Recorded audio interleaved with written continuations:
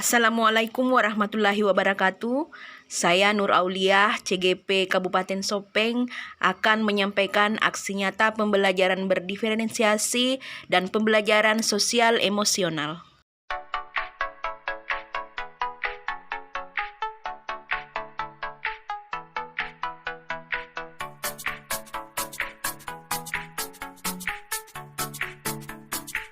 Baik, Anda sekalian, Ibu akan memulai. Ibu mohon perhatiannya.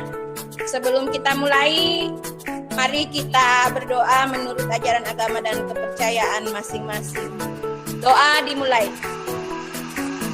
Bagaimana kabarnya siang-siang begini? Sudah ada yang mengantuk? Baik, sebelum memulai mendapatkan materi, Anda sekalian, mungkin tadi ada yang sedang istirahat, ada yang mungkin sedang mengerjakan tugas, mungkin juga ada yang sedang membantu orang tuanya ya. Karena itu, supaya Ananda kembali bisa fokus mengikuti materi kita hari ini, Ibu akan membuat kalian kembali fokus mengikuti materi melalui gimmick ini. Ambil posisi duduk di kursi, kemudian duduk dengan santai, kakinya menapak di lantai. Ya. Kakinya menapak di lantai kalau yang duduk di kursi. Jaran Anda sekalian, video akan mengarahkan dilakukan rotasi untuk melakukan teknik mengembangkan.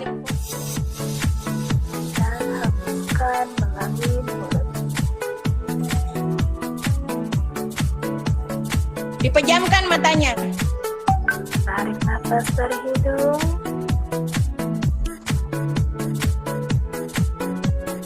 Tahan.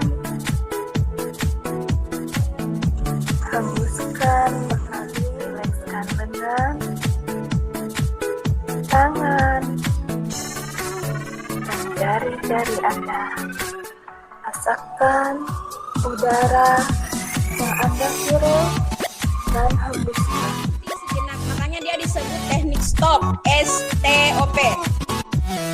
Kalau kita lagi capek ini, banyak sekali tugas, sakit nih kepala tak, kita bisa berhenti sejenak, kemudian mempraktekkan yang tadi itu. Tarik napas melalui hidung, kemudian ditahan, kemudian dilepas napasnya melalui mulut. Itu dilakukan sampai 3 menit. Apa gunanya? Supaya kalian bisa kembali santai. Apa yang dirasakan? Bagaimana perasaan kalian? Nabila? Tenang.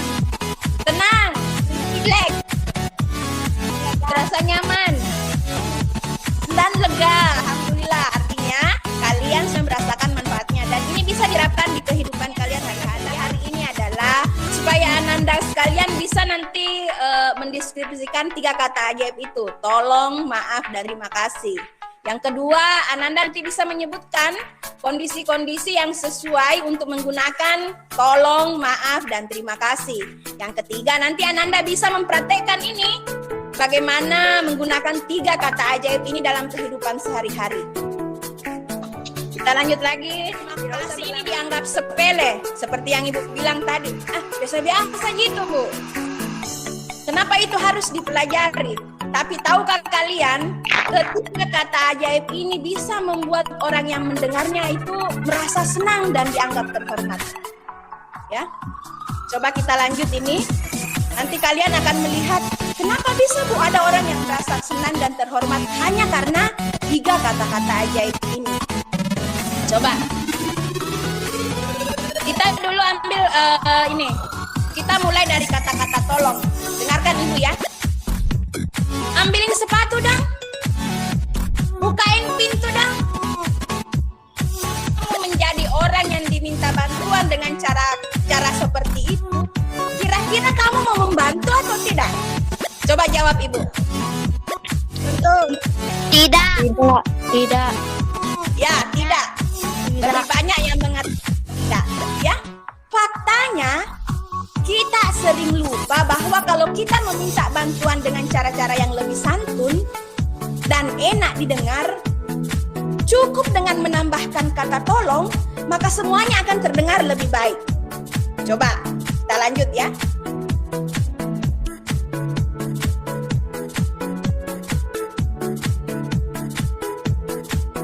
Nah,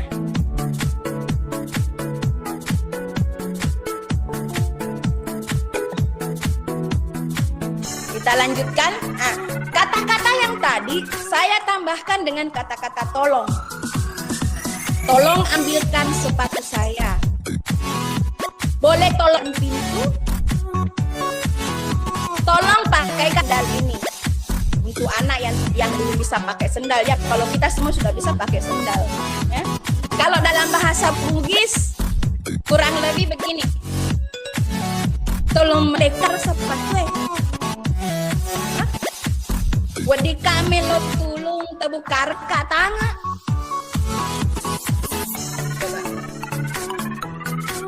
Nah, kalau kata seperti yang tadi ditambahkan kata-kata tolong, kalau kalian kira-kira disuruh diminta melakukannya, apa kalian mau membantu? Ya. Ya. Ya. Apa susahnya menambahkan kata-kata tolong, menambahkan satu deret kalimat permintaan bantuan? Tidak susah toh?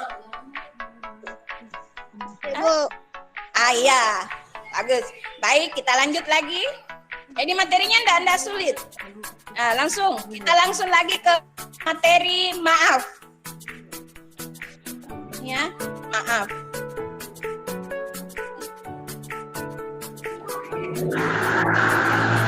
Yang pertama, ini bagaimana kamu akan meminta maaf kepada ibu? Misalnya, karena kamu memecahkan gelas. Coba ucapkan kata maafmu. Ya. Tidak sengaja kan paling jelas itu karena kalau lihat kata tadi jadi terlambat. Minta maaf Bu, saya tidak akan terlambat lagi. Iya. Minta maaf karena telat. Terima kasih banyak telah memberikan saya paket data. Iya. Bagaimana perasaan Asila ketika orang tua membelikan paket data? Tenang dan bahagia. Saya ingin meminjam buku paket bahasa Indonesia. Bagus, good. Hari ini cerdas-cerdas semua yang bergabung di sini ya. Baik, Ibu yakin dan percaya bahwa Ananda sekalian bisa mempraktekkan, membiasakan diri mengucapkan ketiga kata ajaib ini di kehidupan sehari-hari. Ya, karena kalian semua sudah tahu bagaimana rasanya kalau kita mendengar kata-kata ini dari orang lain. Begitu pula yang dirasakan oleh orang lain kalau dia mendengarkan kata tolong, maaf, dan terima kasih. Saya ucapkan terima kasih kepada Ananda sekalian yang sudah mau bergabung di Google Meet hari ini. Manfaat, Ibu berharap kalian tetap semangat dan jaga kesehatan, patuhi protokol kesehatan.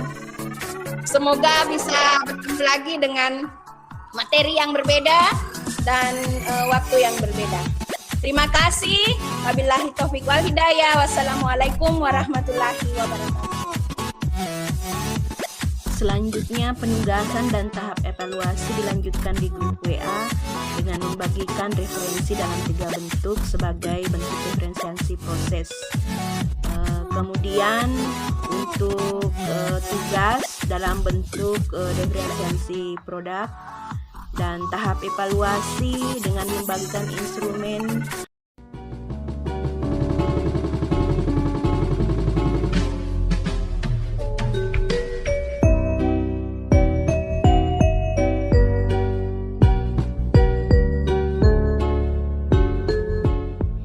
Ibu, aku minta maaf ya, tadi aku cuci piring tidak sengaja jatuhin gelas.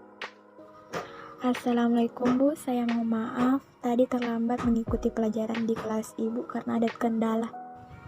Teman, saya mau maaf ya terlambat kembalikan pulpen kamu. Kemarin aku lagi sibuk kerjain tugas. Teman, mohon maaf, bolehkah saya meminjam buku bahasa Indonesia kamu jika kamu tidak memakainya?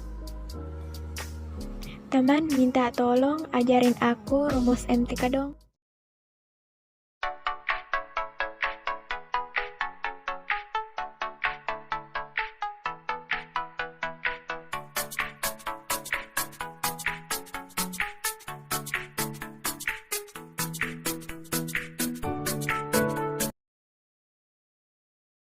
Baik, Assalamualaikum warahmatullahi wabarakatuh. Saya Nur Aulia, calon guru penggerak Angkatan 2 asal Kabupaten Sopeng. Saya bertugas di SMP Negeri 1 Marioliwawo. Kali ini saya akan merefleksi aksi nyata pembelajaran berdiferensiasi dan pembelajaran sosial emosional. Saat menyusun rencana pelaksanaan layanan BK, saya merasakan kekhawatiran. Kenapa? Karena aksi nyata kali ini akan dilaksanakan dalam moda daring. Kami saat ini di SMP Negeri 1 Marioliwawo melaksanakan pembelajaran jarak jauh moda daring. Terlebih lagi bahwa RPL kali ini akan diintegrasikan dengan pembelajaran berdiferensiasi dan pembelajaran sosial emosional yang merupakan hal baru bagi saya. Tapi pada akhirnya kekhawatiran ini memotivasi saya untuk menyusun rencana pelaksanaan layanan lebih fokus, lebih baik, dengan mempertimbangkan faktor-faktor yang akan menjadi penghambat atau yang akan menjadi tantangan dalam pembelajaran jarak jauh moda daring kali ini. Saya mulai menyusun RPLBK. Yang pertama, menentukan topik layanan.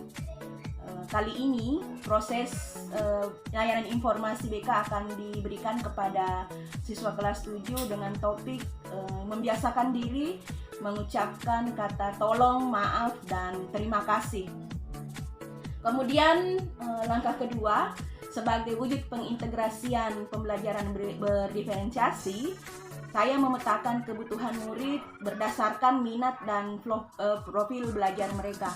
Pemetaan kebutuhan ini dilakukan dengan membagikan instrumen bimbingan konseling yang sebelumnya memang sudah dibagikan kepada anak dan sudah terpetakan kebutuhan belajar peserta didik atau kebutuhan belajar anak pada kelas tersebut.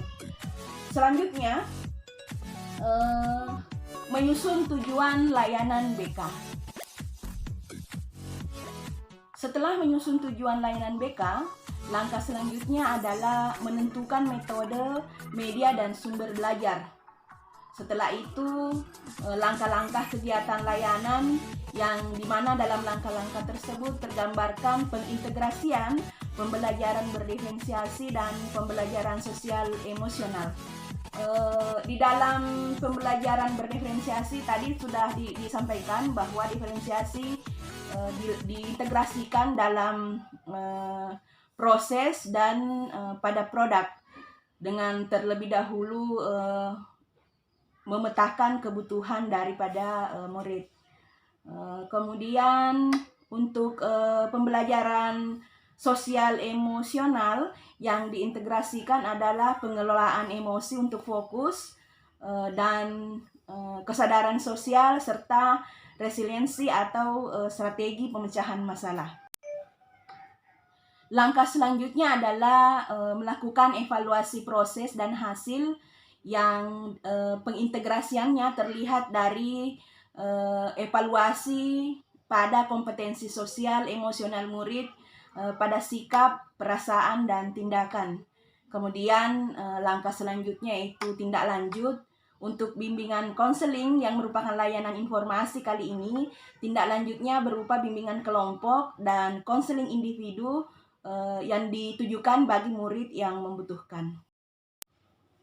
Pembelajaran yang saya ambil dari penyediaan sumber belajar yang bisa diakses kapan saja ini adalah bahwa hal ini bisa mengantisipasi proses pembelajaran jarak jauh yang jika dilakukan dengan Meet tidak bisa dihadiri oleh siswa. Mereka bisa mengakses kembali sumber belajar kapan saja, walaupun tidak bisa mengikuti jadwal pertemuan yang telah ditentukan. Pembelajaran selanjutnya yang saya dapatkan adalah bahwa sebagai guru, penting bagi saya untuk memiliki dan menguasai kompetensi sosial emosional agar saya dapat mengoptimalkan potensi diri dan memahami keberagaman murid.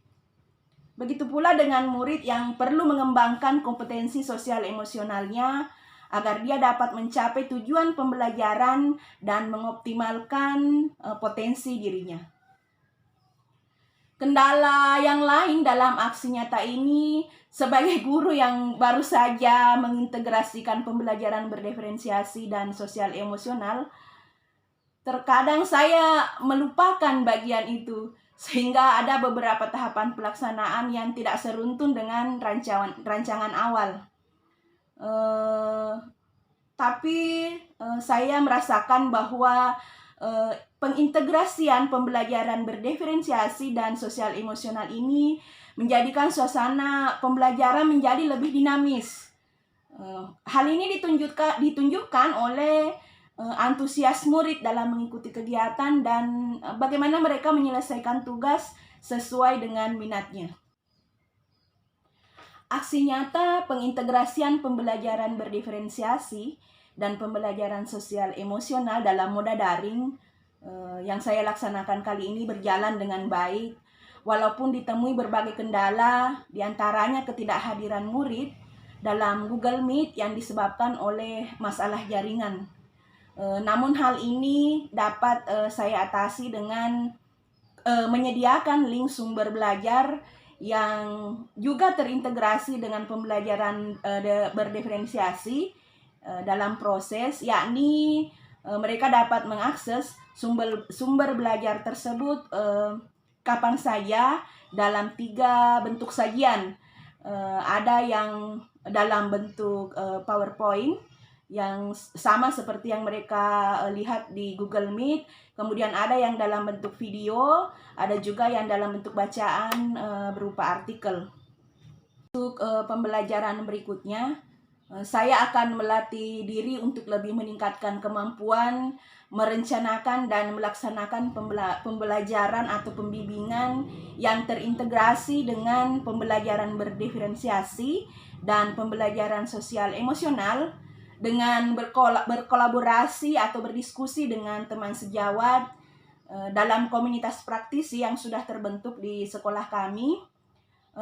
Kemudian saya harus mengoptimalkan pemanfaatan berbagai sumber belajar yang tersedia agar saya dapat mengoptimalkan kemampuan saya untuk mengintegrasikan kedua hal ini ke dalam rancangan pelaksanaan layanan bimbingan konseling kepada murid. Tindakan-tindakan ini harus saya lakukan sebagai langkah perbaikan atas belum maksimalnya proses pelaksanaan tahapan pengintegrasian pembelajaran berdiferensiasi dan sosial emosional pada aksi nyata kali ini. Cukup sekian refleksi dari saya.